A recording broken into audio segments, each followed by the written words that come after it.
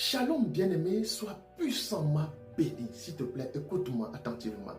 Jésus n'est pas venu fonder une religion, non. Il est venu révéler à l'homme son identité véritable, c'est-à-dire l'amour incarné dans un corps. Alléluia. Il n'a pas apporté une doctrine à défendre avec toute la force, mais une lumière à refléter, une vie à manifester, une vérité à incarner. Alléluia.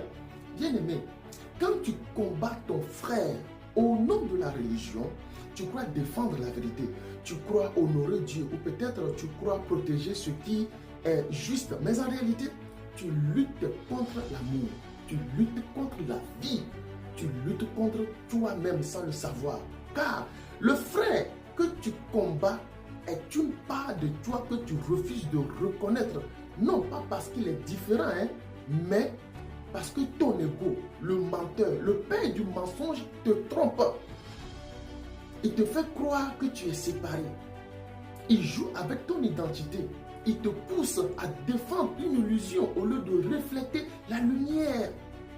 Ton frère est ton miroir, mais le père du mensonge, l'ego, brouille le reflet. Il te fait croire que l'autre est l'ennemi, alors qu'il est toi dans une autre forme. Alléluia. Le Christ Jésus nous a livré le secret. Alléluia. Qu'est-ce qu'il a dit? Il a donné 2 commandements et il a ajouté, il n'y a pas d'autre commandement plus grand que cela. Qu'est-ce que le second dit? Tu aimeras ton prochain comme toi-même. Voilà le chemin, voilà la révélation, bien-aimé.